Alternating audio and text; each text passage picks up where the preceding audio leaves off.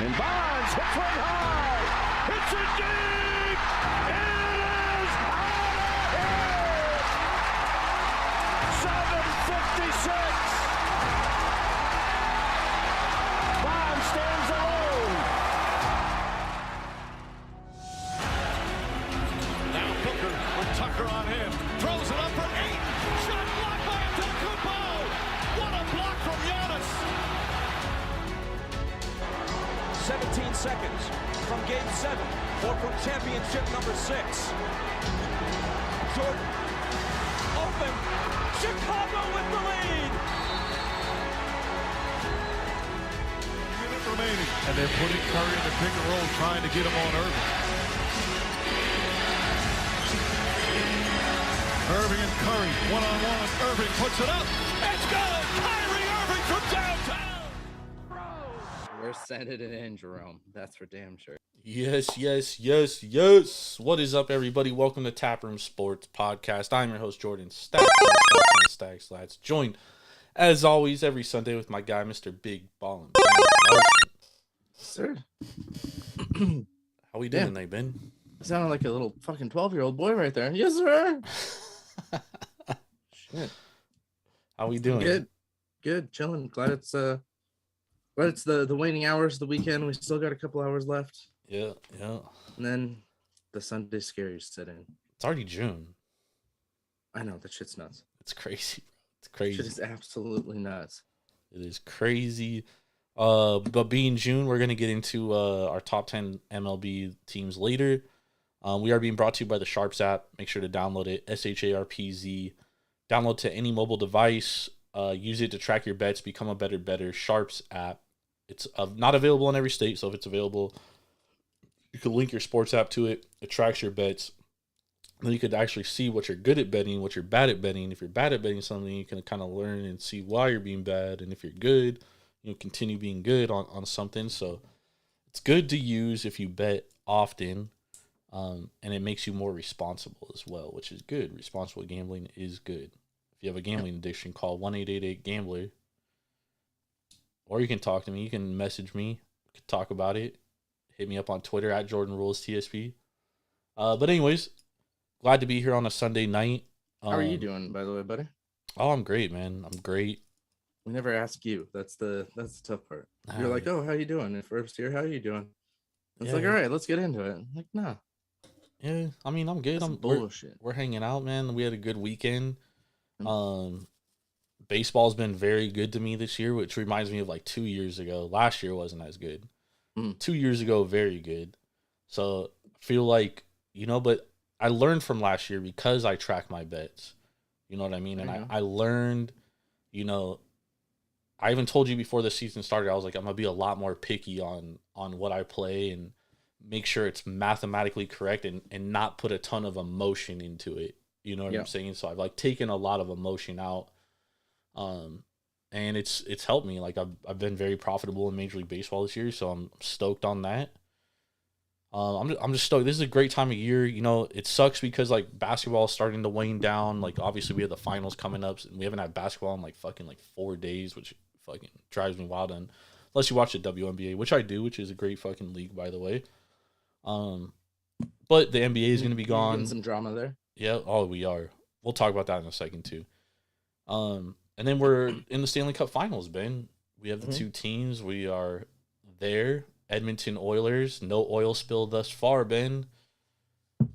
Yeah, and I don't think you can say that it is an oil spill anymore, because they made it to the finals. So no first round exit. I mean, the oil spill is really with Toronto this year. So that's every year though. Yeah, another disappointing oil spill, another disappointing year. And they already fired their coach. So again, yeah, they did. Just crazy because a lot of fans like him. Oh yeah, and he was a great coach. He did better than. He's got a winning record. He's taken the team to the playoffs, but it's Toronto. Well, you got to do it. I always say people get up in arms when NBA coaches get fired and stuff too, and it's yeah, I get it. It's not their fault technically, but at the end of the day, it's always easier to replace a coach than it is to replace your roster, especially when you have an expensive roster that of veterans and stuff, you know? Absolutely. So I absolutely. I understand why teams do it in in that aspect, but it doesn't necessarily mean it's right or wrong or it's the right move or wrong move. Yep. But yeah, I do want to. I'm sorry. Colin, go ahead. We're still waiting on a head coach too, which is we needed a head coach though. There was very good reason for the Sharks to fire their coach. So yeah, but they hired the dude to tank. So yeah, that also kind of sucks. Like it's like Ben McDonald said of the Detroit Lions, the offensive coordinator. He was asked because they're in OTAs right now. He was asked this week, why didn't you take a head coaching job? And he was like, to be honest, I mean, 3 of the 5 jobs that were available are probably gonna be looking for head coaches in 2 years anyways. And like, I wanted to be able to take like the right situation. And until that right situation comes up, I'm gonna stay here and be a successful offensive coordinator. And I've always felt like that was like the prime reason, because like we talked about it after the season with the Carolina Panthers. We were like, who realistically wants that job right now? Like that's like you're asking to get fired, and then you're never gonna be a head coach again. Yeah, I mean, I shouldn't say never, but the chances of you becoming a head coach again are like slim to none, dude. Yep.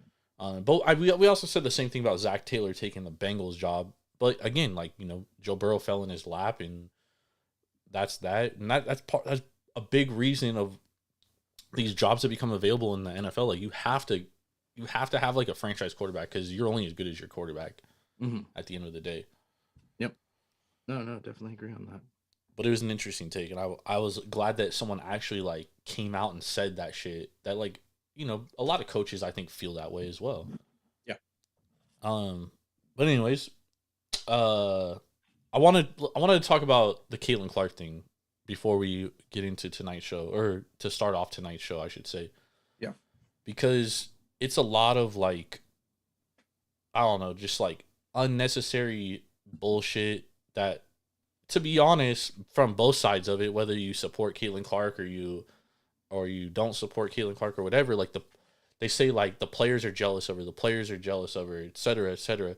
And it's like that chatter, that talk is giving WNBA a lot of fucking eyes, which is why it continues, you know what I mean? Which is why the media pushes it, right? Yeah.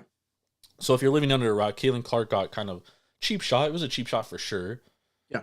Got a cheap shot yesterday, pushed to the ground. I think she did a little flopping, but it was dirty nonetheless, because it was after the whistle. I don't know if you can necessarily say it was too floppy, because it was a blindside hit. Like, yeah. She didn't know she was coming. And I agree, it was dirty. I will come out and say it was dirty.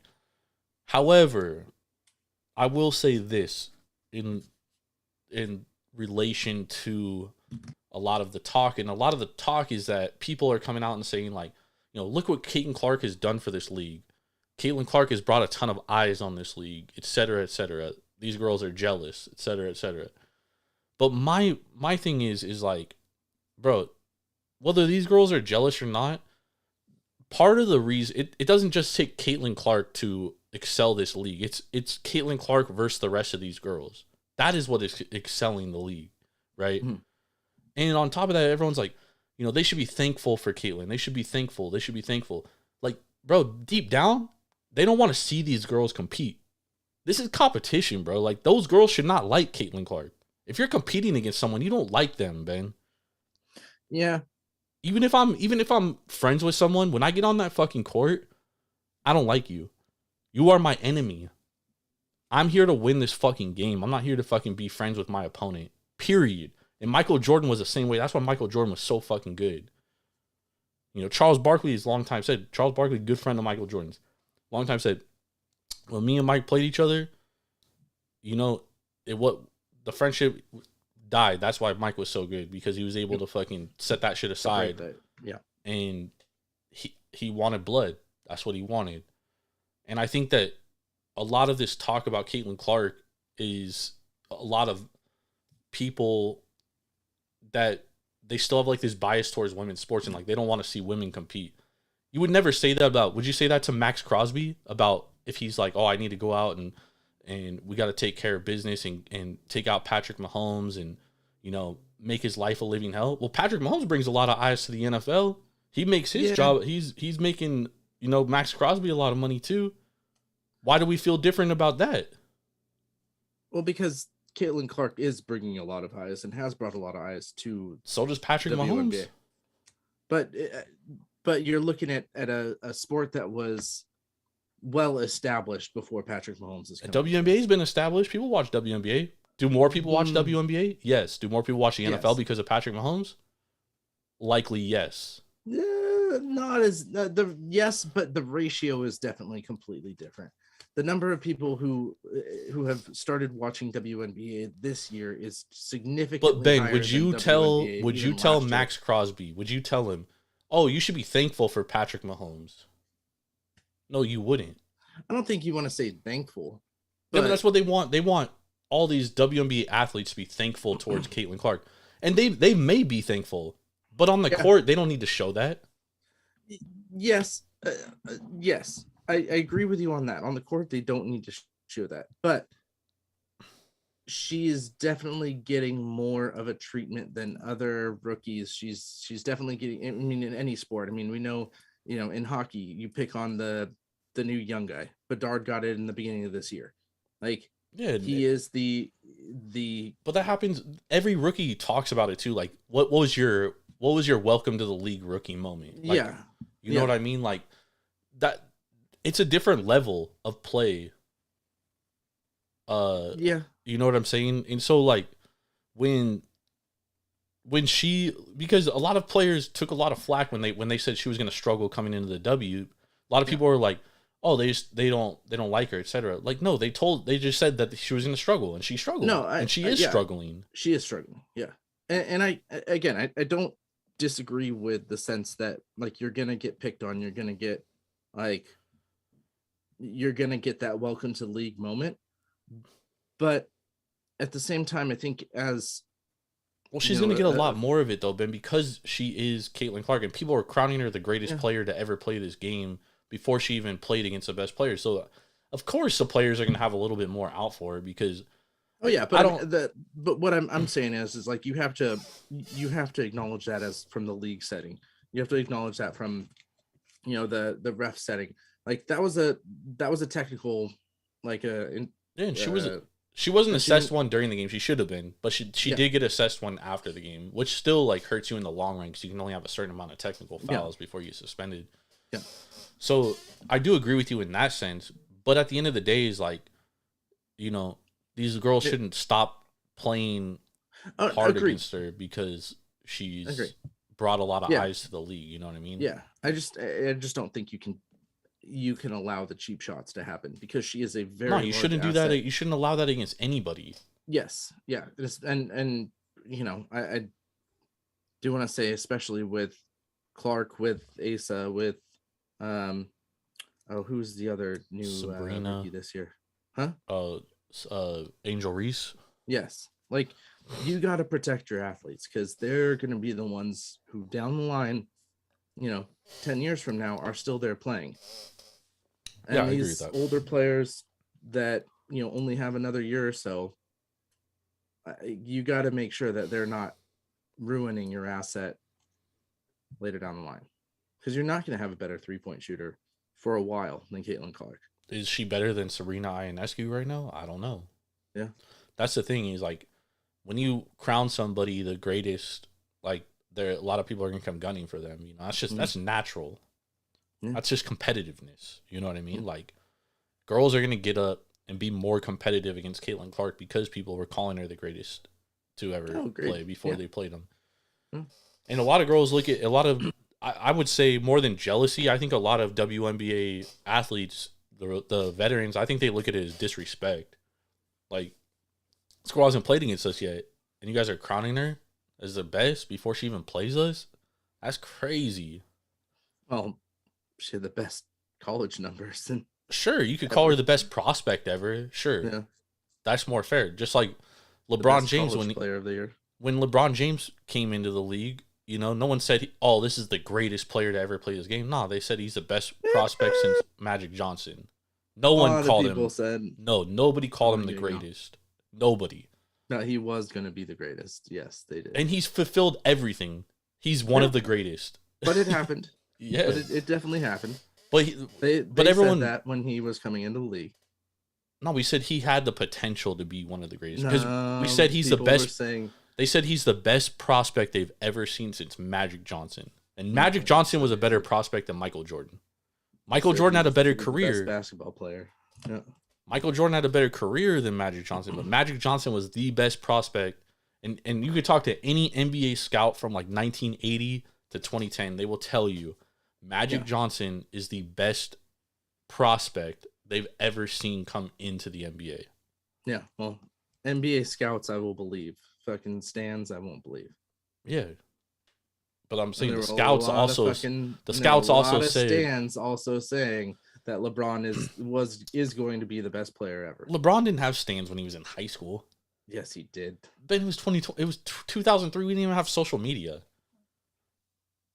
He didn't have stands. There was a reason why he was on the Sports Illustrated cover is because NBA scouts said that he was the best fucking prospect they've ever seen since Magic Johnson. See, LeBron just gets this unnecessary hate because he was a top prospect out of high school. And he had those things said about him. And he had a SI cover. Like sheet. you said, he had those things said about him, that he was going to be the best player. They said that he had the potential to be. They never said that he was. People legitimately said that Caitlin Clark is the greatest women's basketball player right now playing in today's game before she even played a single game in the W. Nobody said that about Michael Jordan. I'm not denying that. I mean, nobody said that about LeBron James. Nobody said he's the best basketball player in the world in 2003 when Kobe Bryant and Shaquille O'Neal and Tracy McGrady existed. And Michael Jordan was still playing. He was in the Wizards. They said he was going to be. But a prospect, yes. That's going to be and is going to be and is different. Yes. Yeah. Going to be and is completely different. If you're saying LeBron James is the best basketball player in 2003, that is absolute disrespect to the players in the NBA. Just like people were saying Caitlin Clark is the best women's player today before she even played a single game. And that's disrespectful to the women that have been doing this professionally for several years or more. Right? We agree? Yeah. No, I don't disagree there. All right. I still just I can't believe that wasn't reviewed and oh yeah, it was a total cheap shot, dude. Like it should have been a fucking and call the tech and it should have been a technical flagrant too. She should have been ejected. Like, yeah, it was dirty as shit. I won't disagree with that. Yeah. Happens in the NBA too. Yeah. Usually not after the star rookie though. But no, I mean Draymond does it to people all the time. Yeah, usually not the star rookie though. First overall draft pick. I mean, we haven't really seen like. And also, where the fuck was her team? Yeah, her teammates, dude. That's sorry shit. No one even came to back her up. It almost is like, dude, do her teammates even like her? Like, what? Yeah. The fuck? That's crazy, bro. All right. What was the picture? I might have sent. Did I send it to you of like Screech and Oh, you didn't send that to me. And Caitlin, here we go. Hold on. When did you send it? No, I don't know if I did. Hold on.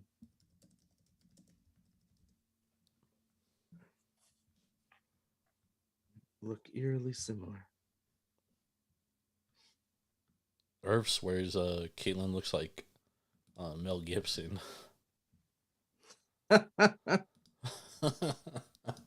He's been saying that for a couple of years, to be honest.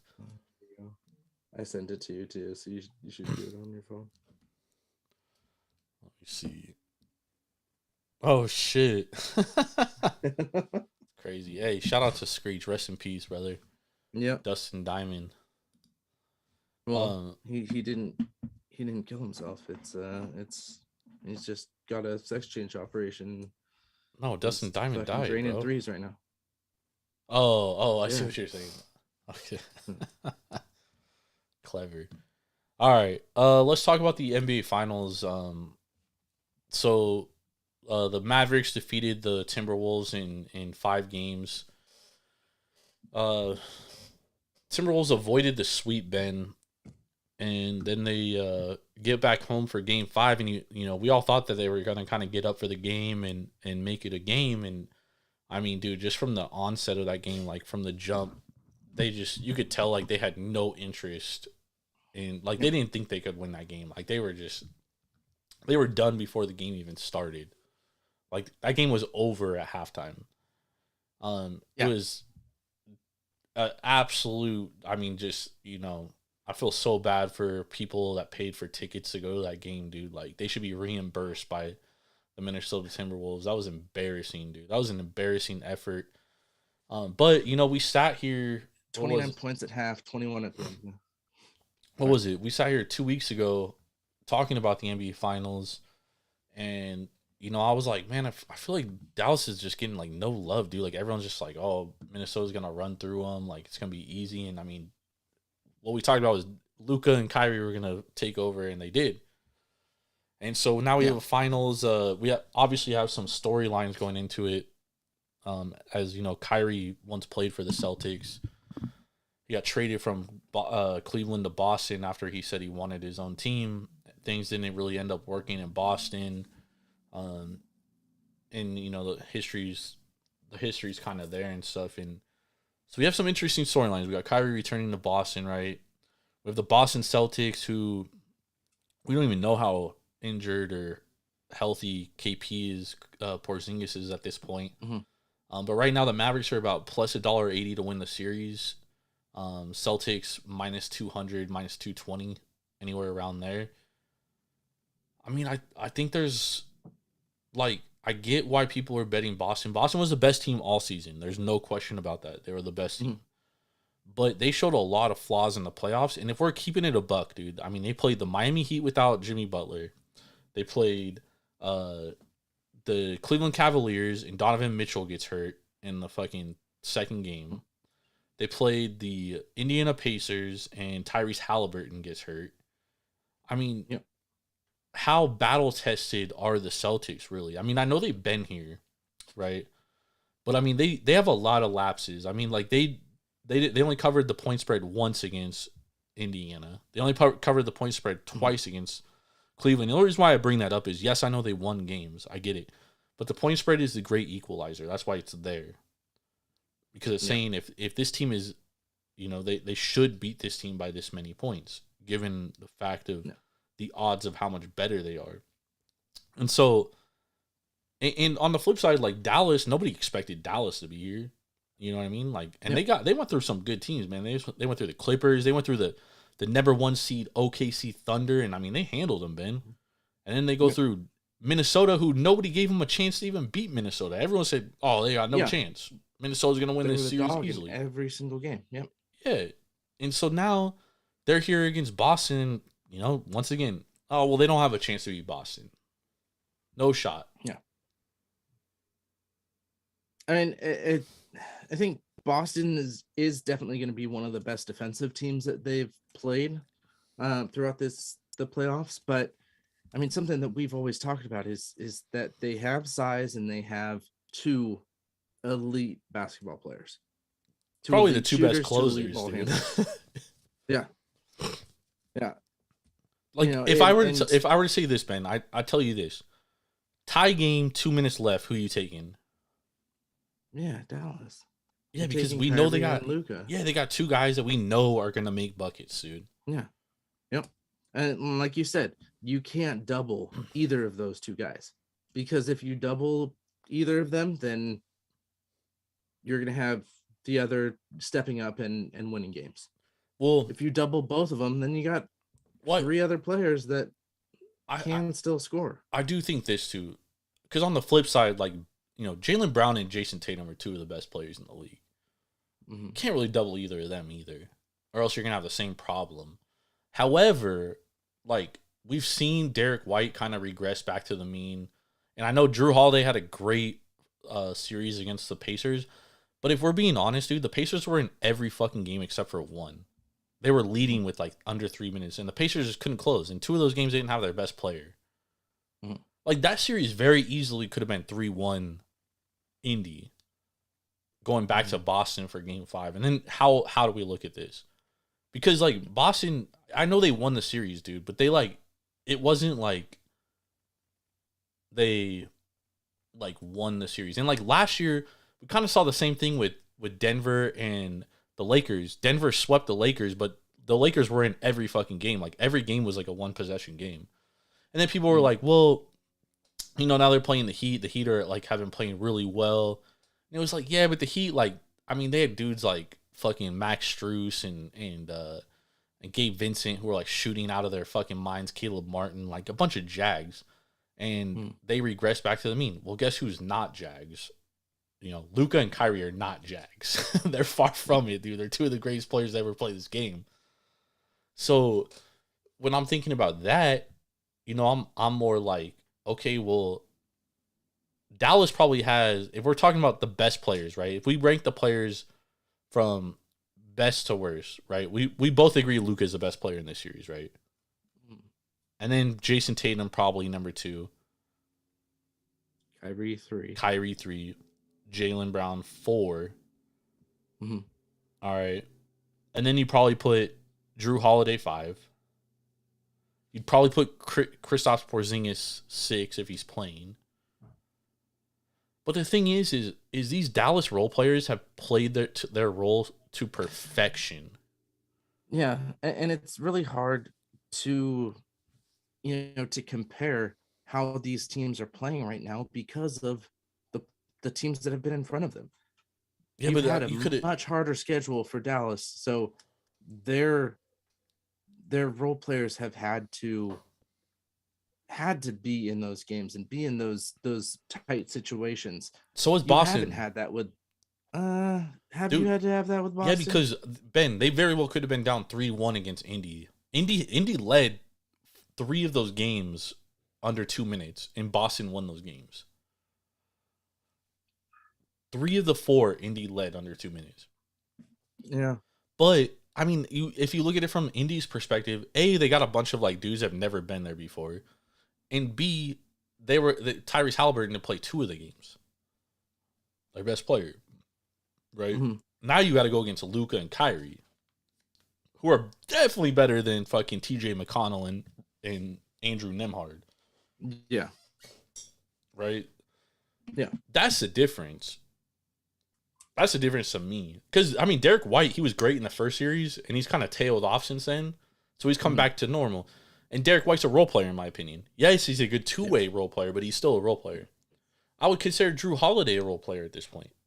Mm-hmm. You know, but Drew Holiday does have championship pedigree. He's won an NBA championship. He knows what it takes.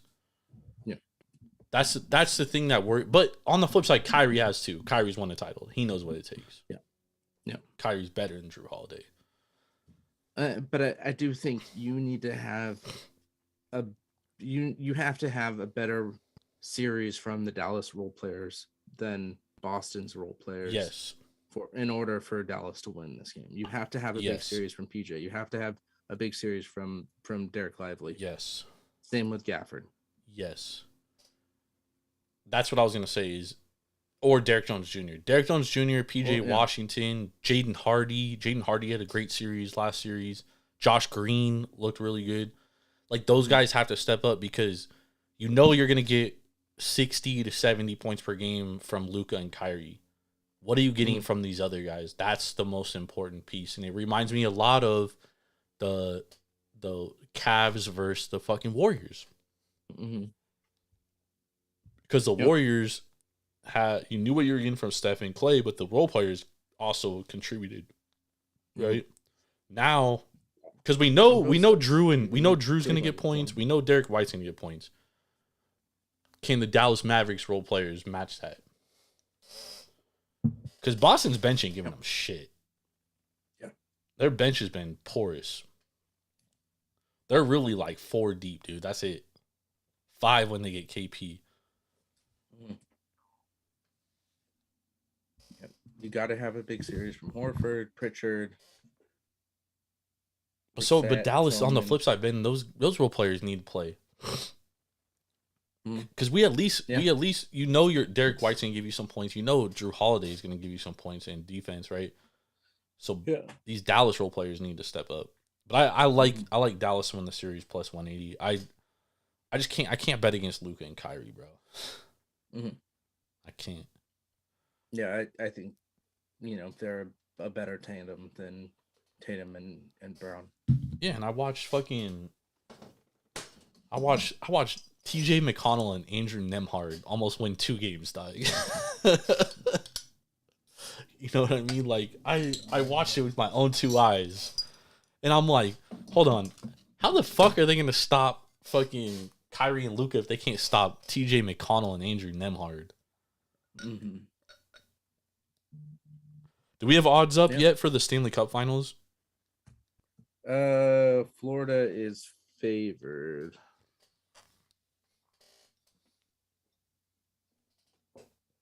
I have a feeling this is gonna be. I have a feeling that the public is gonna be all over Edmonton, and the Panthers are just gonna fucking dominate this series. I really want the Oilers to win because I love Connor McDavid. He's a special fucking player. Game 1, I don't see series odds yet. No, but I see game 1. Florida's opening -135. Edmonton +115. It's in Florida. Dallas right? should have won this game tonight. Yeah, Dallas should have won tonight. We should be going to a game 7. I don't know who wins game 7. I think Edmonton would probably take game 7, but it should have been going to game 7. Skinner got lucky in a couple of spots tonight, and he did play really well. Definitely did play really well, but he got lucky. I think 2 posts and damn, then that's crazy. If wide open shots that were if missed. Florida played Dallas, they would have been Florida would have been +130. Florida versus Edmonton, Florida's -190 for the series. Yeah. Oh. Yeah. I don't know about that, but I mean, Dallas has the better defense than Edmonton. Edmonton can just score goals. Hold on, I'm seeing FanDuel has Florida -125 to win the series, Edmonton +105, DraftKings Florida -130, Edmonton +110, BetMGM Florida -$1.25, Edmonton +$1.05. Bet Rivers has Florida -$1.32, Edmonton +$1.12. That's the only books that have it up right now. And Caesars -$1.30. And they got Edmonton +$1.70.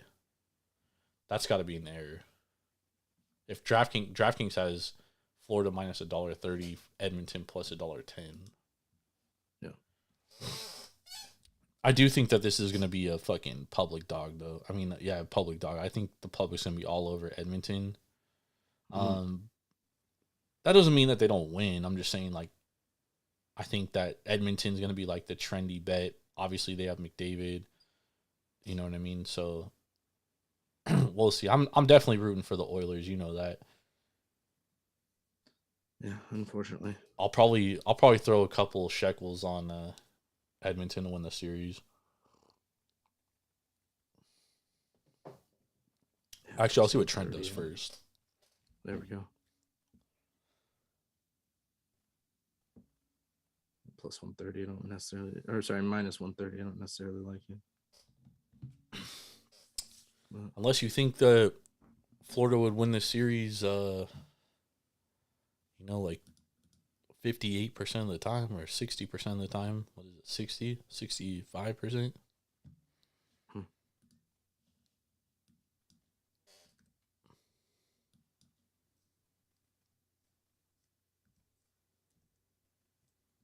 Oh, it's like 57%.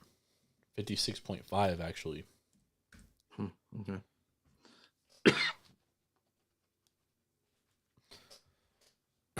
So value is what you make. Yeah, I'd take that. What? 56.5. Yeah, I think I'd take that. You think Florida wins the series 56.5% of the time?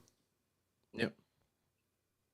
If you were to simulate a 7-game series between these two teams, they win 56% of the time.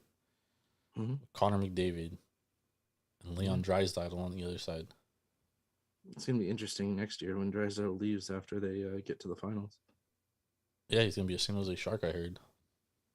No. Did you hear the reasoning behind that? What? It's like because he's... What nationality is he?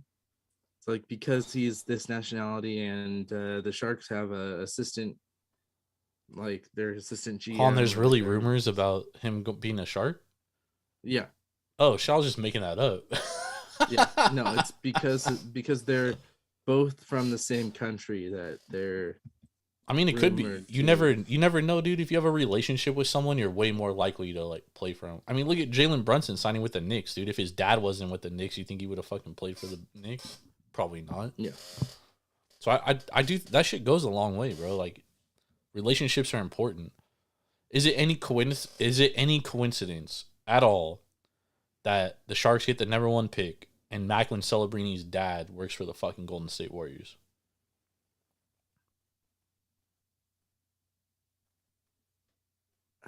Isn't that weird that they both are going to be in the Bay, dude? It's a weird coincidence. Yeah. It's a coincidence. Yeah.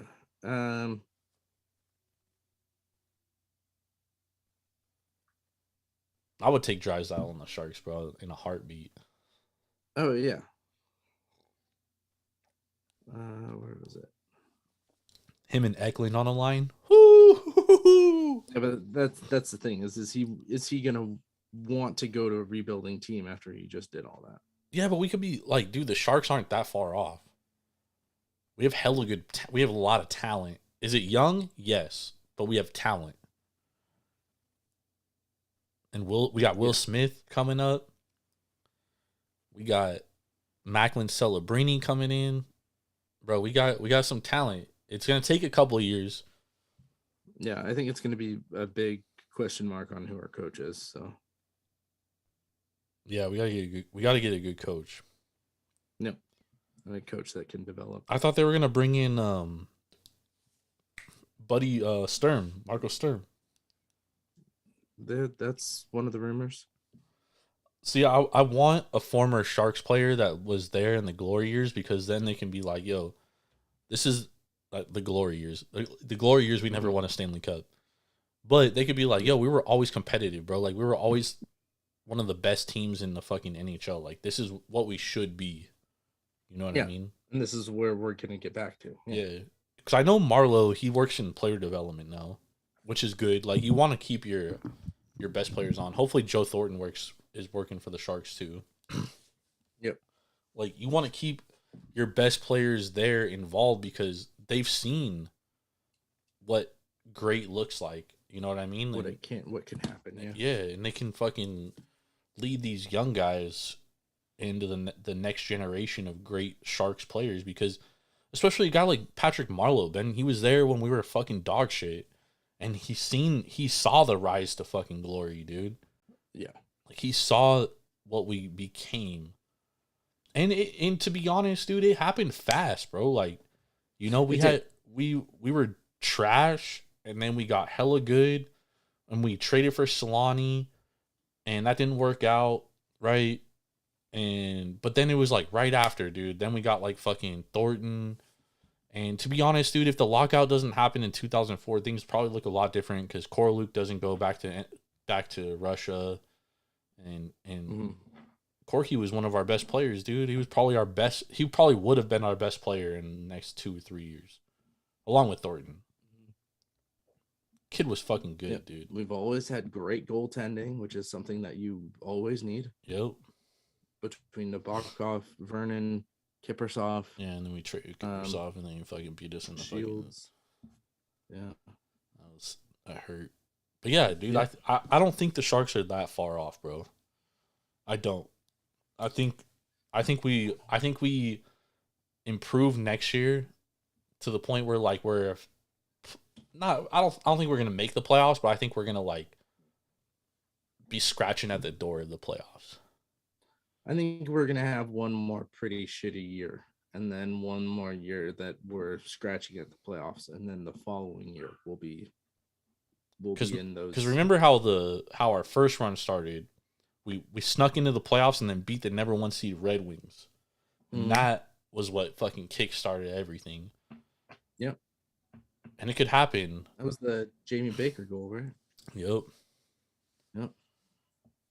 And that was it definitely can happen. But again, I think where the other teams in this in our division and how long it's taken them to go through their rebuilds. Yeah, but they think didn't it's full gonna out be- tank like we did.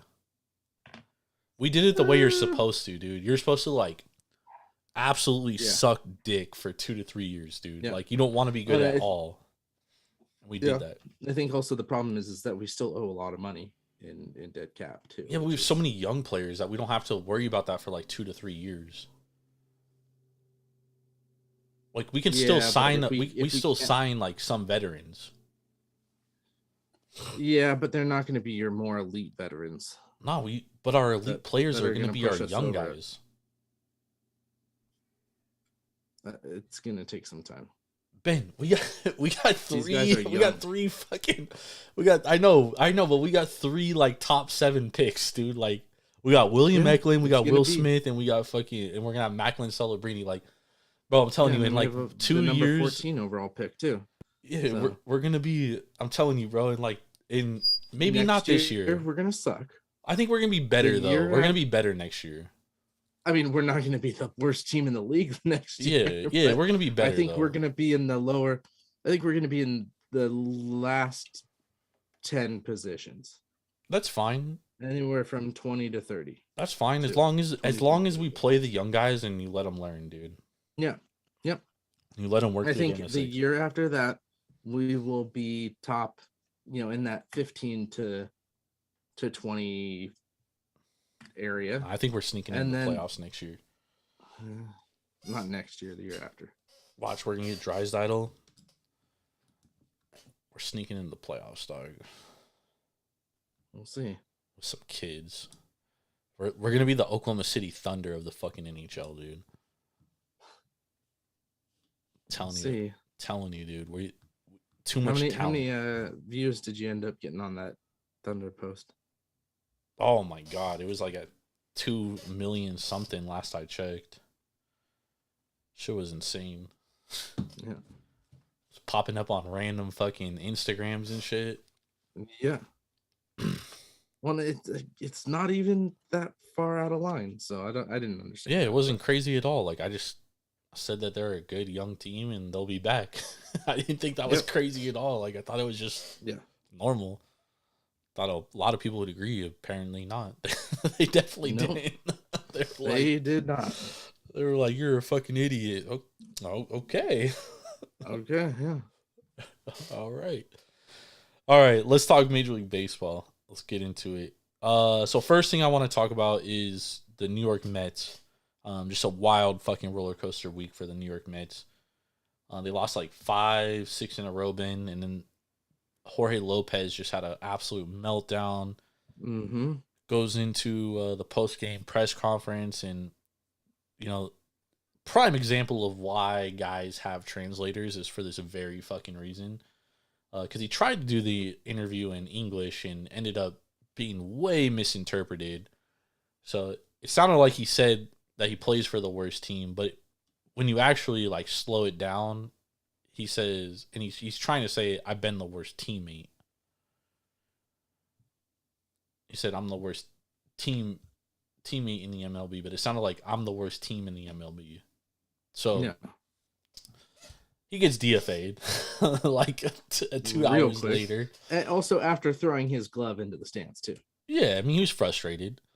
Yeah, you don't do that though. But then the manager comes out and he's like, the next day, and he's like, "We have standards in this organization."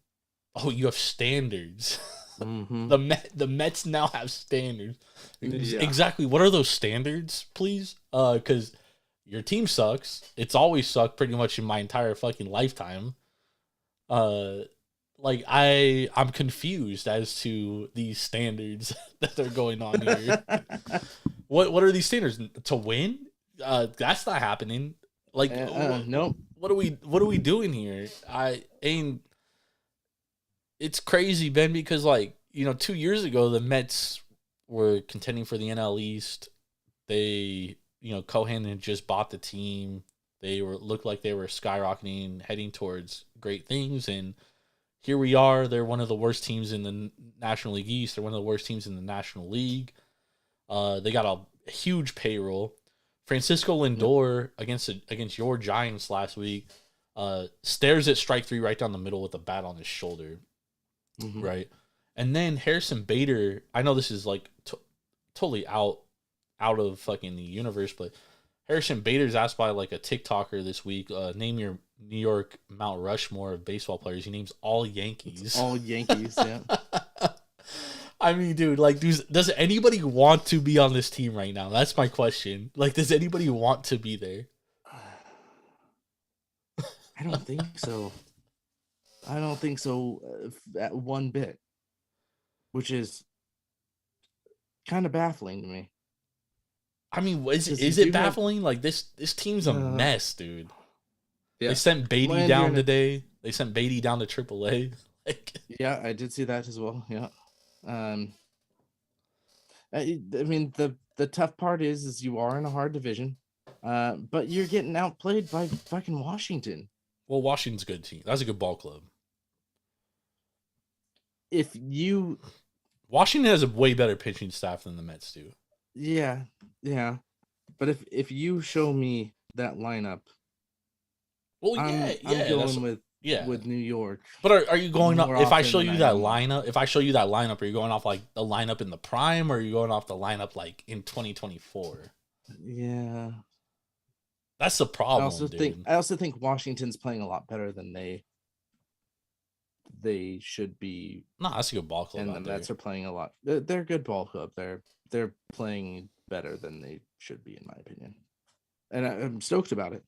Yeah, I thought we were gonna be over those 66 games, but not soaring over it. We're looking like we're gonna be close to the high 70s in this. Yeah, they're gonna push for a playoff spot. Yeah, that's a good ball club. They haven't even called up James Wood yet. He's coming. Yeah, he's coming in the next. I would say before All-Star break, he's gonna be called up. Yeah, I think he's coming in June. And then Mitchell Parker looks really good. Mackenzie Gore looks every bit of a fucking ace. He's pitching tomorrow, by the way, against the New York Mets. And keep in mind, like, Josiah Gray's hurt. They also lost who's the other pitcher they lost? Rutledge. So I mean they're not even healthy. And they still look like this. And obviously the Mets aren't healthy either. They're missing Kodai Senga, which is a huge fucking loss, but for the most part, I mean, they're healthy. Diaz has regressed a lot to the point where they put him on the injured list. So, yeah, I mean, we knew coming into this season though. We talked about in the preview shows that we all had a feeling that Pete Alonso was going to get traded. Yep. But I mean, he's been so dog shit, Ben. It's like if I'm a team and like he's a rental at this point. It's like, do I even want to trade for him? I think you want to trade for him, but I think. But do you want to give anything up? No, you won't give much up. And if he comes out and says, "I'm not going to re-sign with the Mets," then I think you at least try to get something out of it. And he can be a very good addition to one of these teams who are trying to get into the playoffs. And I think it's just that he needs a change of scenery. Yeah. And he needs to be on a team that he wants to fight for. Right now, I mean, with the kind of the way that the Mets look within their bullpen and on the field, in the dugout and on the field, this does not look like a team that anybody wants to play for. No. Yeah. So, I mean, I'm glad you brought that up. A complete 180. I'm glad you brought that up because somebody told me today that the Mets are going to be interested in Juan Soto and that they're going to throw the bag at him, like the bag. And I was like, dude, if you're Juan Soto, do you even want to go there? It depends on what he wants. But if he wants money, then yeah. If he wants to win, he won't. He should go back to Washington. It'd be interesting. I don't think Washington would pay him what he wants, though. Washington's got money, though, and they're not paying anybody anymore now that Strasburg retired. Yeah. Imagine him and James Wood in the outfield. C.J. Abrams, Joey Meneses. Oh, my God. That's a squad. See, but I think James Woods and and Soto are basically each other. Yeah, except I don't know, dude. James Wood is I think he's more like Aaron Judge than Soto. Meaning, and I'm not saying I'm saying like James Wood is gonna fucking hit nukes, dude. Soto's the better hitter. Like Soto's a better hitter than Judge. Judge is a better power hitter, but Soto's a better hitter. You know what I mean? Like Soto's gonna hit for average. He's gonna get on base over 400. Like he's a better overall hitter than Aaron Judge. Mm-hmm. But James Wood is gonna be like, he's gonna be like a 270 hitter to 300, and he's gonna hit fucking absolute fucking nukes, dude. Aaron Judge has the most home runs in Oracle Park this year. Tied for it. Because he just hit, 4 this series? 3. 3? Tied for the most home runs in Oracle Park. And he only has 8 plate appearances. Jesus Christ. God, what a shitty team they're fielding out there in Oracle Park. God damn. Yeah. It's a fucking sorry-ass team, dude. Jesus Christ. Wilmer Flores hitting 3rd today? What are we doing? Oh, there's so many injuries, man. I know, but what are we doing? Wilmer Flores should never be hitting 3rd. Yeah. God, that's a shitty so fucking many team. Injuries, man.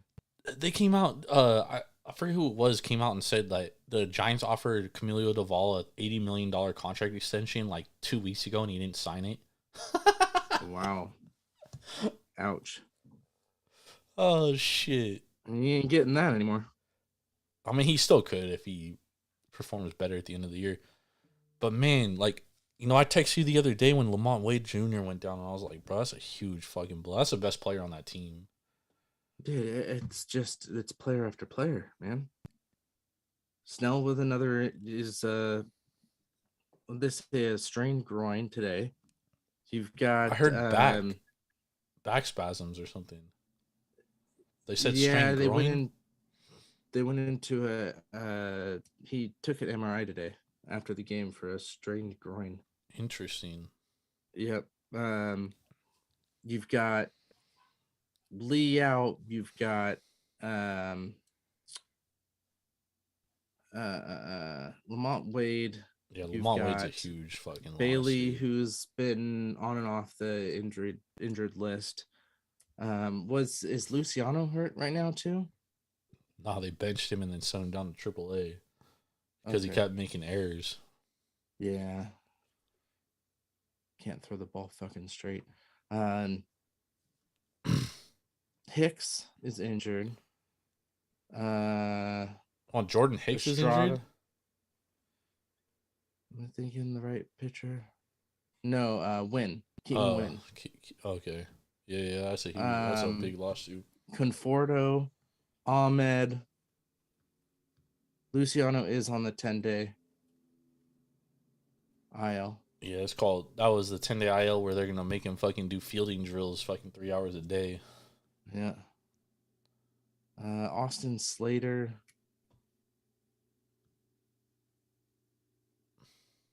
Austin Slater sucks. Somebody else too. Tom Murphy, Robbie Ray.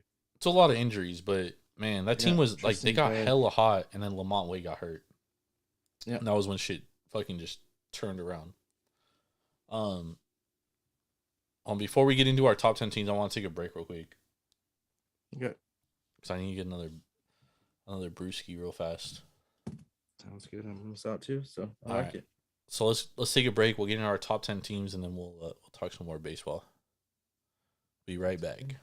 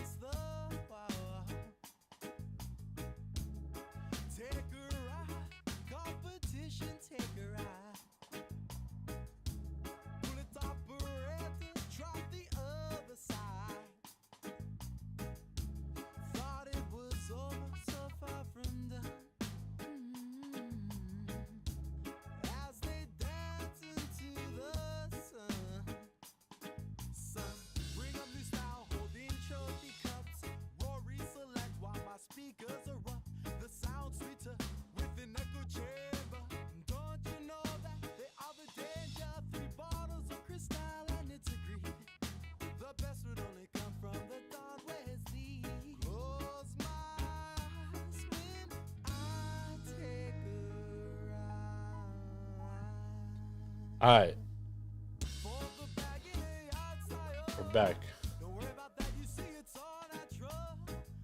Yes. We are back. All right, so let's get into our top 10 teams, Ben.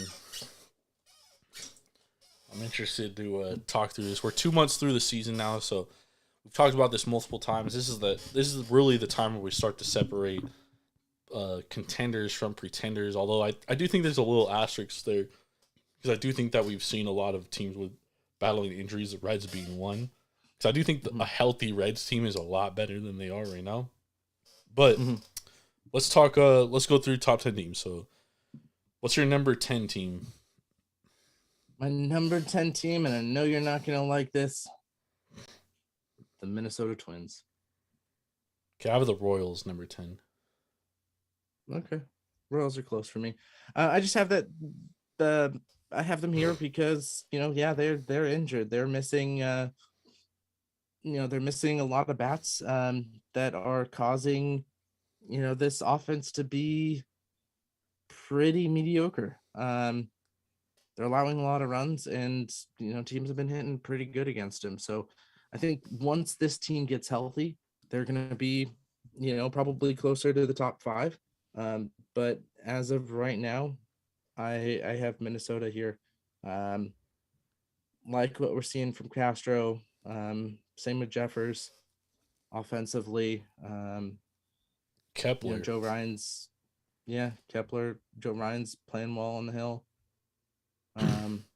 So again, this team has potential, but for me right now, they're at 10. So where do you have the Royals? I have them at 9. So and I know that you and I have 9 and 10 flipped. I have Royals 10. I have 9. I have Twins 9. Okay. The reason why I have the Twins ahead is because they just beat the Kansas City Royals. Beat them in the series. Yeah. And I've been very vocal about this. The Royals only have one series win against a team over 500 this year. So for me, that puts the Royals down at 10, and because I know where the Royals stand right now, but there's regression coming, and we've seen it in the last week against good teams. And so I think with all that said, I like the Royals at 10. I know that their record's better. I know they have fewer runs scored and stuff, but the Twins did beat the Royals in a series. So I do like the Twins at 9 and Royals at 10. So who do you have at 8? Yeah, and the reason why I had Kansas City above was because I think their offense is a little more potent at this point in time. Number 8, so. I have, I think the Royals have a great. I think they have 3 great hitters, 1 good hitter, and then a bunch of whatever. But the Twins, in my opinion, you got Carlos Correa, you got Max Kepler, Trevor Larnach is finally healthy. He's playing now. He's hit 3 home runs in 4 games. We're seeing the difference he makes. And then you get Royce Lewis back, and Royce Lewis is the best player between any of these 2 teams. I'm wearing a Royals hat today, by the way. So I'm not hating on the Royals. I think that's a great team. I think Bobby Witt Jr. Should absolutely be in MVP talks right now. But if Royce Lewis was healthy, the whole year, Royce Lewis is a better player than Bobby Witt Jr. Oh yeah. Yeah, if Royce Lewis was there, if they weren't having but he's coming back this week. That's why they just sent down Eduardo Julian. Royce Lewis is coming back on Tuesday. He's playing. Oh, they sent down Julian, huh? Yeah, he's been struggling, dude. He's been really struggling. He's hitting 210. Have you ever heard of a hitter that's too patient? That's him. He gets called out looking way too much. It just can't happen, especially from a fucking top of the rotation, top of the lineup hitter. Plus, Juan Miranda is playing fucking great baseball, which kind of makes him a little expendable, because you could throw Willie Castro at second and then put Royce Lewis at third. So I think that's a huge reason. You let Julian go back down to AAA and work things out, build his confidence back up, and then throw him out there. You know what I mean? And Wallner should be coming back pretty soon as well. So the Twins are starting to get healthy. The biggest thing about the Twins is Pablo Lopez has to get back to normal Pablo Lopez. And he looked great in his last start against Houston on Friday. Looked phenomenal. Looked like the Pablo Lopez we're used to seeing. So, Mm-hmm. so that bodes well for the Twins. Okay, number 8. Sorry, you had Number 8, I have Boston. the I have Red Sox. here at 8. Yeah. Interesting. I don't have the Red Sox on my top 10. Huh. They made my top 10 because of their pitching. Pitching is they're good. Yeah, 4th overall in earned run at 3.31. 6th overall in WHIP at 1.16. Opponent batting average is 7th overall at 231. Which again is it's great to have outstanding pitching there. Third in their division right now. They're batting 100 ball, but they're playing really well on the road, and that's something that I've been impressed with. So at this moment in time, Boston is my number 8. I like Boston. I think it's a good team. I think they got good pitching. Their pitching's regressing back to the norm or back to the means a little bit. Both Cutter Crawford, Cooper Criswell, both kind of falling back to earth a little bit. They're definitely missing Tristan Cassis. I think when they get Tristan back, I think that lineup is a lot better. But I do love that lineup. I love Willie Abreu. I think he's a really fine player. I think Jarren Duran is a really good player. Rafael Devers, obviously, fine player. I think once they get back to health, I think that lineup is a lot better. And I talked about it before the year. I thought the Red Sox were a lot better than we were projecting them to be. Mm-hmm. I thought the Blue Jays were the worst team in this division. I thought the Red Sox and Rays would battle for third. I definitely think the Red Sox are the third best team in this division, though, by far. But with that being said, number 8, I have the Padres, Ben. Okay. I have the Fathers. The Padres did not make my list. So you got the Red Sox, didn't make my list. I got the Padres, didn't make your list. Yeah. Reason why I have the Padres number 8 is because this lineup is great. This is a great lineup. It's funny. And Padres are one of my best bets for this tomorrow. And they're a good pitching team. I know they lost you and Musgrove, but Michael King has been really good. Yeah, that's gonna be. It's gonna hurt them for sure. But Dylan Cease's been good. Michael King's been good. Waldron has been good. Tomorrow. The knuckleballer, he's been good. So I do think that they have enough to like float.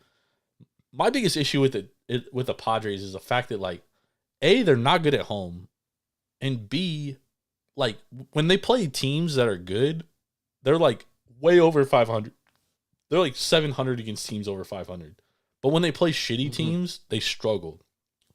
They regress. They play down to their competition way too fucking much. So I want to see those two things change. But I got the Padres here at 8, and I definitely think that like they could definitely make a push, not for the division, although I don't think the Dodgers are that good as we thought they would be, but I do think that they can make a legit run when healthy. Yeah. I'm still on I know Giants are struggling right now, but I'm still on the notion that the NL West is going to have 3 teams in the playoffs. I mean, the Giants are just too hurt right now, dude, more than anything, Ben. I mean, yes, but we're only 50. Yeah, there's a lot of time left of the season. There's a lot of time left. They need Lamont Wade Jr. back. All right, who you got number 7? Number 7, I have Seattle. Seattle should be up higher right now, but because of their Jesus offensive... Christ, I fucked my list up. You don't have Seattle on there? I don't. Oh, definitely missed Seattle there. All right, so hold on. Instead of Padres, I'm putting Mariners. Okay, so Padres have dropped off your list, huh? Yeah, Padres dropped off my list. I don't know how the fuck I missed the Mariners. They can't hit, though. Yeah, and exactly the problem. So I'm going to put Mariners at 8. At 8? Yeah. How the fuck? I told you I made this list hella quick. Yeah, you did. Elite pitching. And that's something that we knew was going to happen. At the beginning of the season, we knew this was going to be a very strong pitching team. I think we've seen some hiccups from in some of these starts, but I think the second half of the season is going to be very strong for the M's. They You're got to make a starting to trade. see some games. Yeah, you're starting to see some games where that offense is waking up, and they're starting to win. So strictly a pitching perspective for why Seattle is number 7 for me. I agree. Well, I have them number 8. Number 7, I have the Braves. You have who? The Braves. Braves. The Bravos. I took the Braves off my list. Interesting. Actually, you know what? I would take the Braves off my list too. I'm going to put Mariners number 7. I'm going to keep Padres at 8. Okay. Because I think the Padres are a better team right now. Okay. Yeah. Injuries. Again, injuries for the Braves. Yeah. I mean, that hurts so much. And, like, they're just such a mid team, dude. Like, they just split the series against the fucking A's. Yeah. I mean, Acuna's been out for how long? And they're 4-6. They're 4-6 in their last 10. And he hasn't even been out for 10 games. Yeah, I mean, the team hasn't. Look at the month of May, dude. They were terrible in May. Yeah. Team's just not that good. All right, number 6. Who do you have? I think this is when I think this is when our lists start to align. So who do you have at number 6? I have the Brewers. I do too. Okay. It's a good ball club. It is a good ball club. It's a very good ball club. They are hitting the fucking ball. They are raking, dude. it's very un-Brewers like, dude. Exactly. It's something we haven't seen in the last couple of years from the Brewers. William Contreras deserves some MVP consideration, dude. He has been phenomenal for the Brewers, dude. Christian Yelich is back to the old Christian Yelich. Joey Ortiz looks every bit of the prospect he was with the Orioles.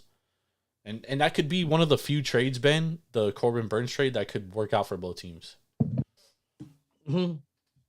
Yeah, but what do the Brewers need right now as a pitcher? They need a starter. They need some pitching help. Yeah.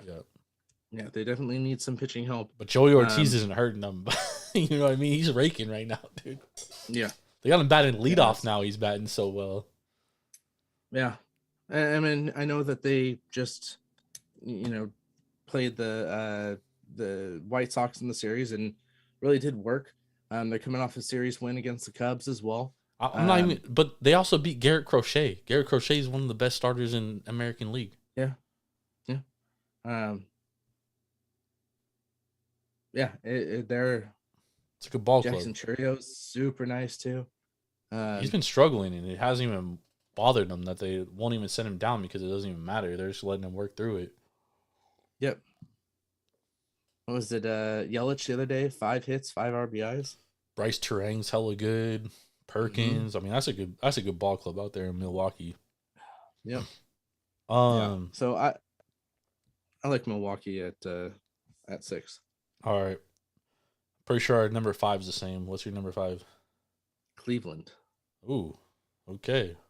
We differ here. I got the Dodgers number 5. Okay, see, I have Dodgers at number 4. I don't even got the Guardians at 4. You have the Guardians top 3? I do have the Guardians top 3. Wow. Let's run through our top 5 real quick. What's your top 5? Go 5 to 1. Go 5 to 1. Go 5 to 1. Okay. 5, I have Cleveland. 4, I have LA. 3, I have New York. Okay. 2, Baltimore, and 1, Phillies. Okay, my top 5 is Dodgers number 5, Orioles number 4, Guardians number 3, Yankees number 2, Phillies number 1. Yeah, I was just thinking that I probably need to switch Baltimore and New York. Yeah, I think so. I think I got to put New York at number 2 and Baltimore at number 3. It's not because I know Baltimore's in second place, but they have beaten the Yankees more times than the Yankees have beaten them this year. However, I do think that the injuries to their starting rotation are going to start to pile up, and it's going to start to affect them at some point because the Albert Suarez's and the Cole Irvins of the world are not going to continue pitching the way they are, and maybe they will, and they blow my fucking mind, but I wouldn't expect that. The Dean Kramer injury, the John Means injury, Tyler Wells injury, all these injuries to their starting rotation are starting to add up. And I know you still have Kyle Bradish and you still have Grayson Rodriguez. And not to mention that the back end of that lineup is not that good. Well, and that's why I have the Dodgers Neither is where the they are at Yankees. number 4. And I think that's why Guardians have scored more really runs needs to see though. Than the What's that? The Cleveland Guardians surprisingly score more runs this year than Baltimore. Yeah, but the reason why I have Guardian down at 5 compared to Baltimore and LA at 3 and 4 is because of the strength of schedule. I mean, I don't think we see Cleveland get off to the start that they have if they didn't have a incredibly easy schedule for the first month of the season. Sure, because I think that got them running. It did, and running hard. But they still haven't lost a series. Wow, really? Huh? Like they swept Minnesota. You know what I mean? And like they took the series from Texas Rangers, and that was before we knew that was before we didn't think the Rangers were shit. They lost the series to the Rockies. Okay, that's the one series they lost. In Coors, by the way, which I mean many of teams have gone there. They lost the series to the White Sox as well. Okay, so they lost 2 series. So the 2 worst teams in the league. I mean, it happens, dude. They got to win at some point. Oh yeah. Yeah. But I mean, like, this team just like my only concern about this team is like, does the bullpen last the whole year, dude? Because like they're being used so much, dude, that at some point their arms are gonna fall off, bro. Like, yeah, Clase has more innings as a reliever than anybody. Well, I should say all the high leverage relievers. He has way more innings than any of the other ones. Okay, so they've lost a couple series. Yeah, but when I said I just meant they continue to win series. Like, it's like every time I turn around, the Yankees. They lost to Boston. When did they play the Yankees? Boston. That was early April. The 13th through 14th. Sorry, 2 games on the 13th and 1 on the 14th. Interesting. I don't remember that. They lost to Atlanta. They lost to Houston. That was when Atlanta was healthy too. Yeah, they lost 3 of 4 to Chicago. They lost 2 of 3 to Colorado. But then they won all their other series. Yeah. And they've beaten good teams. The Royals can't really. Kansas City beats City up on bad next. teams. Yeah. Yeah. That's a ball club that beats up on bad teams. What you got to do? You know, you got to do that. Yeah, you have to. Yeah. Yeah.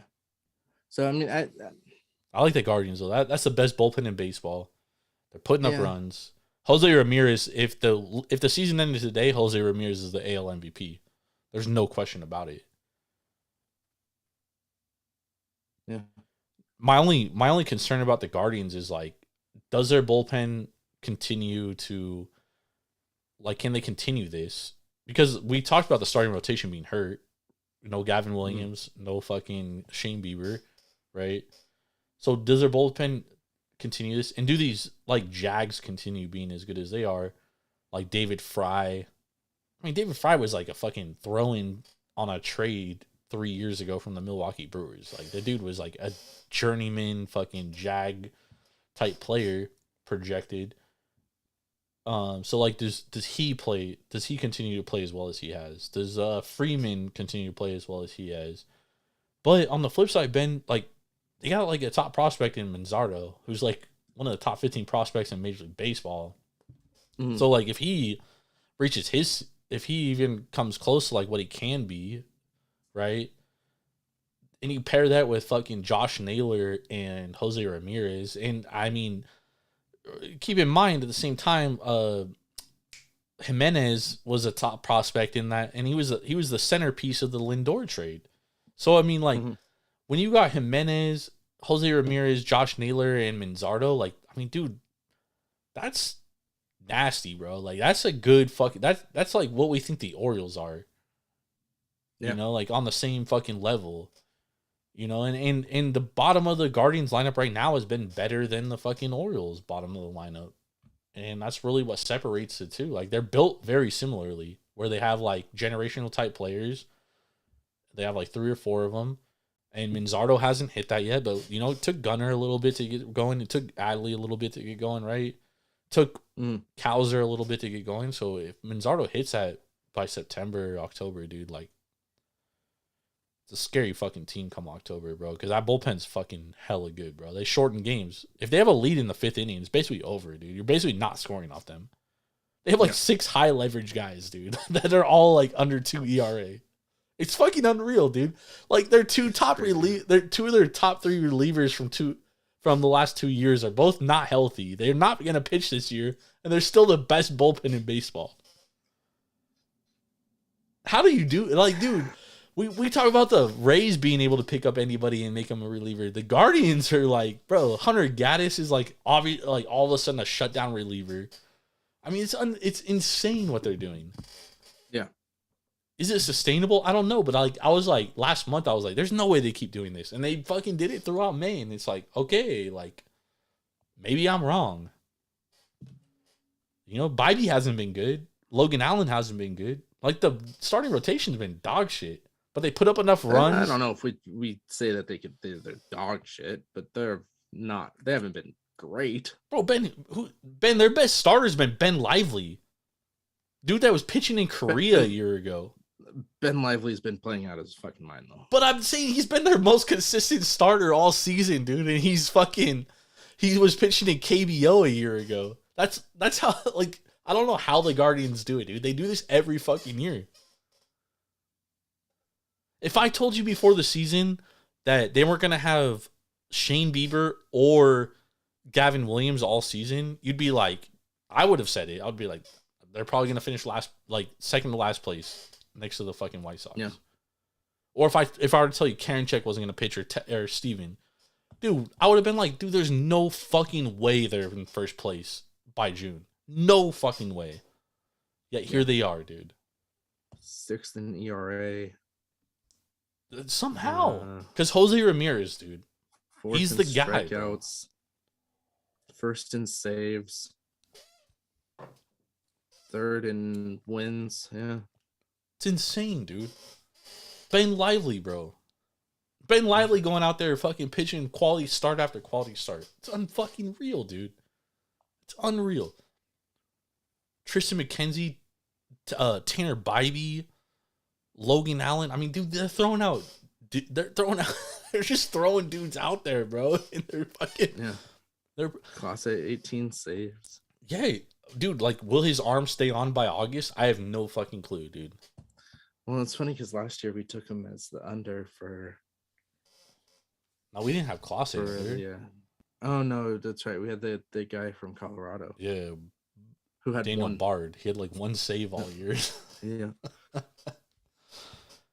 Yeah, Ben, it's I don't know, bro. Like the Steven Vogt is him, bro. I believe in Steven Vogt. There we go. I mean, he's got the players playing for him, so It is. I can't even comprehend how the Guardians are doing this, dude.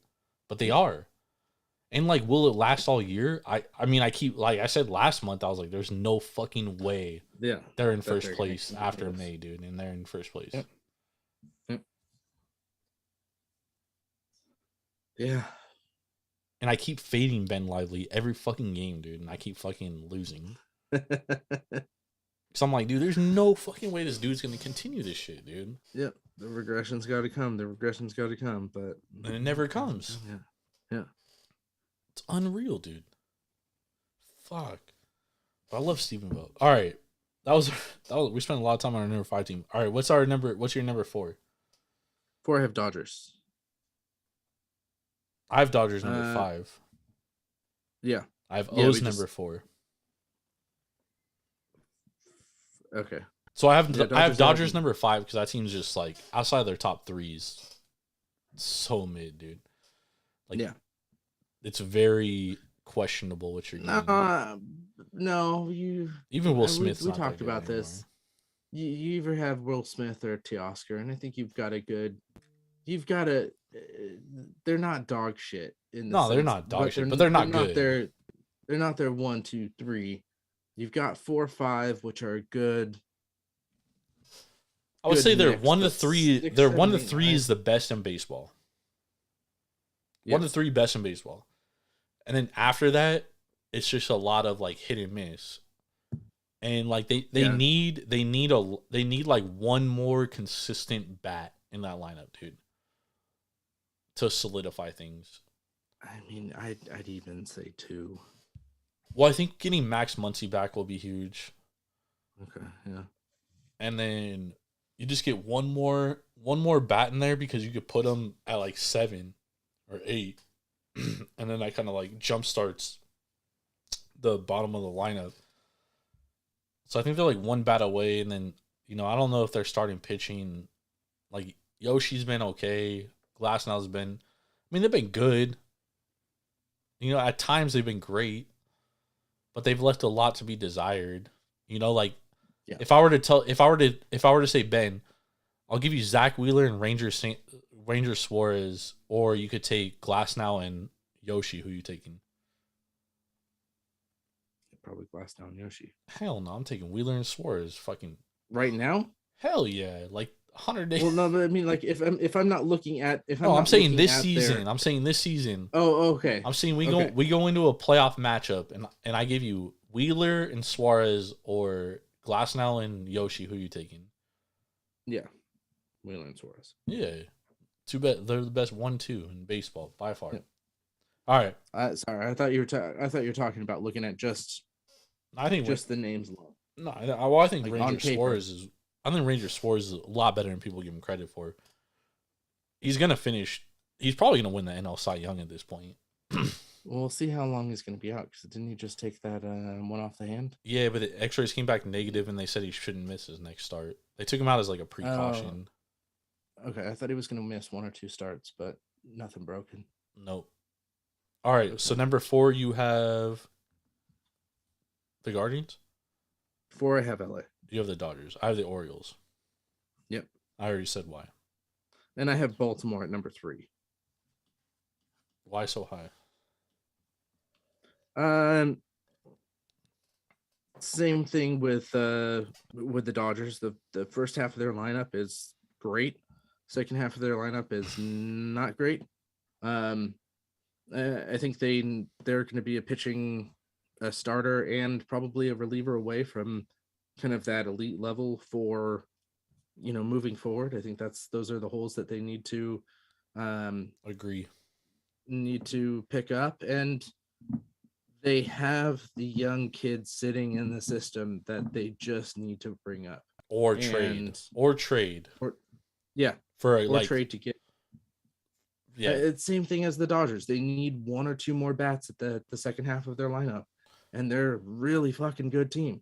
Yeah, but I think the Dodgers kind of in the same sense as the Orioles though, Ben. I think they need a starter too, because like Walker Buehler, he's not the same, and who knows if he will be, you know. And Kershaw, like he hasn't come back, but I mean, bro, Kershaw's old as fuck. And last time we saw Kershaw, he got shelled for 10 runs in like 3 innings against the Diamondbacks. Oh yeah, no, you know?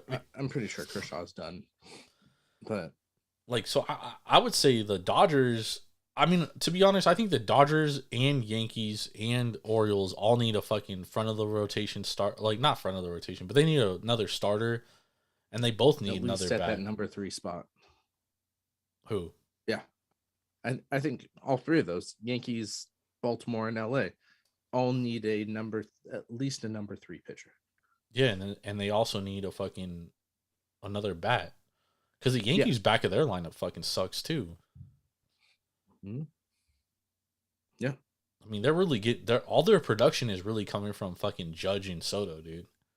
Yeah, Stan had a good series this weekend though, but because they usually get like one. They usually get 1 of 3 to come through every series, either Stanton, Verdugo, or Volpe. Yeah. So they always get like 1 of those 3 to come through, which is big. But if they get another consistent bat, or like a guy you can platoon and shit, it makes them so much deeper. So who do you have number 3? You have the Orioles. Number 3, I have the Orioles. Yeah. I have the Guardians, and then number 2, I have Yankees.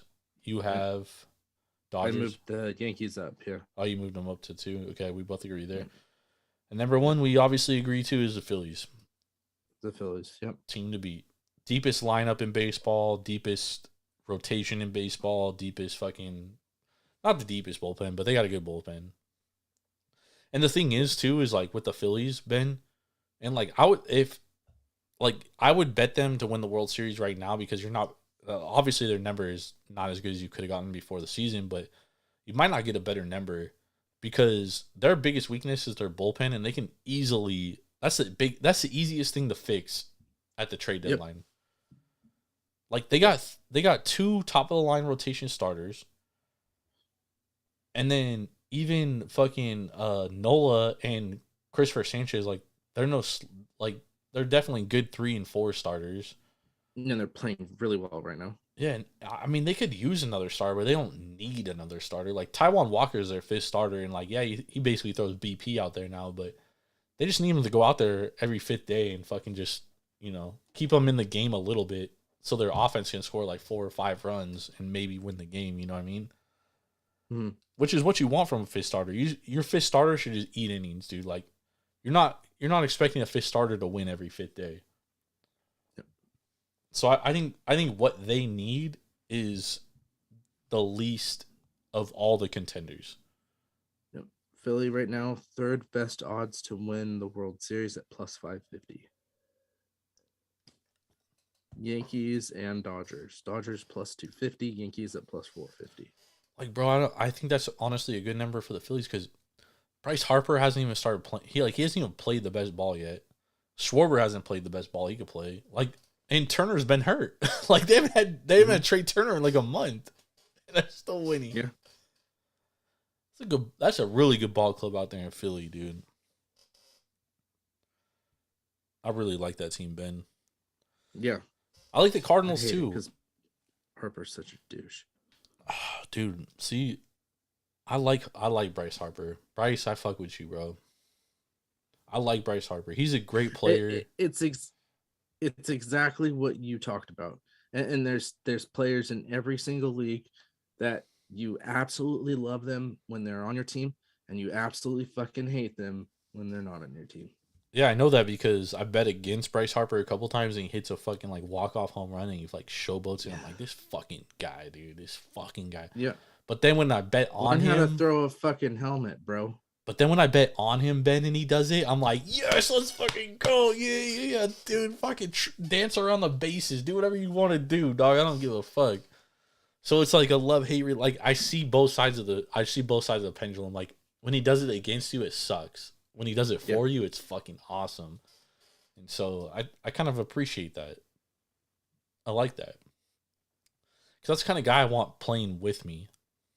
You know what I mean? Like, I want that emotion. I want that fucking passion. Like, I want that. Yeah. On my team. Like, I appreciate that shit. Ben, I do like the Cardinals too. Like, this team's getting good, bro. I know Lars Nootbaar got hurt, but like, Alec Burleson's healthy, swinging the sticks really well. They're so old, man. They're gonna be so fucking tired. Yeah, but Ben, their best hitters right now are Mason Wynn, Alec Burleson, and fucking Nolan Gorman, and they're the 3 young guys. Yeah, they're all 2nd-year players. Mason Wynn's a rookie. You need more than 3 players. Yeah, but they got those vets, and then when they get Contreras back too, that's gonna be even better. And then Jordan Walker's gonna come back up, and he's gonna be fucking raking. That's a good ball club out there in St. Louis, man. They might sneak up and make a playoffs. They're definitely better than the Cubs, in my opinion. I mean, they won the series from the Cubs the other day. I still think a healthy Reds team though is the best team in the NL Central. They just haven't been healthy. Yep. And I don't know if they're going to be. Like, I don't know when Matt McLain's coming back. That's a huge loss, bro. I didn't realize how big of a loss that was going to be. But it's been huge in that lineup. For the Cubbies? Not for the Reds. Matt McLain being out. Oh, that's right. I'm thinking Mervis, who got traded from the Cubs to Angels. I don't know where you got traded, but all I know is Matt McLain not being in that Reds lineup has shown a lot. Yeah. St. Louis 26 points up batting average in May compared to April. Yeah, they're starting to swing it, dude. Mason Wynn 10.0 OBP, 50-point slugging percentage increase. Tony, bro. 69 OPS increase. Second, yeah, but they went 13-13 in April, and in May they only went 13-12 with all of that positive regression or positive addition on offense. Their pitching did not. Well, the back end of their bullpen's really fucking good. Kittredge, Jojo Romero, and Heasley. They're three of the best relievers in the National League. But their starters, I mean, you really got Sonny Gray, and then you got like just Kyle Gibson's been really good. But then you got Mikolas, who's been very up and down. He started really bad. He's gotten better his last couple of starts. And then you got who else they got fucking starting for him? Lance Lynn, Turkey Tosser. He actually had a good start tonight. He gave up 0 earned runs. It was all from errors. Mm-hmm. So I mean, I don't think the Cardinals are that far off. Like if they're in contention, they make a trade or two, and Jordan Walker comes up and is a player we think he is. Like Nolan Gorman's becoming that player that we knew he could be. Like he's been raking the last few weeks, and if they get that consistent production from Mason Wynn, Nolan Gorman, Alec Burleson, Jordan Walker, and you get Contreras back and he's producing, and then you get anything from Arenado and Goldschmidt, like that's a solid fucking team. Plus Lars Newbar. When Lars Newbar was healthy, that team was good. Mm-hmm. Brendan Donovan. Brendan Donovan's been kind of ass. He's hurt right now though. He's the third best hitter on that team. He's hurt right now though. Yeah. They got to get healthy, and then they got to get another starter for sure. But nonetheless, they're a lot better than I thought they were going to be. Yeah. And Mason Wynn looks every bit of the prospect he once was considered. Good fucking ball player. Made a stupid error today, though, which almost cost his team the fucking game, but ended up not. Luckily. Good ball club, though. Man, fucking Brandon Crawford, man. He had a dinger the other night. He was not doing any training though while he was injured. He said that? Brandon Big Boy Crawford now. Oh no, he's a thick boy now. Oh, he's put up a lot of weight. Yeah, because he doesn't play every day. Yeah, he was injured for a good part of that, and now Mason Wynn's taking that. Yeah, Mason Wynn's one of the best shortstops in the National League now. So, yep, that's that. And then you've got Nolan Gorman at second, so you're not going to see Crawford really playing much at all. Yeah, Nolan Gorman fucking rakes, dude. He fucking hits nukes. Aside from the Giants, Ben, what's like your favorite team to watch? Because like I have obviously I have my A's fandom, and then I love the Orioles, and now I love the fucking watching the Nationals play, dude. It's like the Nationals are one of my favorite teams to watch. Yeah, I was gonna. Nationals are on that list. Phillies on that list. Milwaukee's been fun to watch. Milwaukee has been, yes. I have been enjoying watching the Cubs games too. I mean, I forgot to mention the Twins. I love the Twins. Everyone knows that though. Yeah.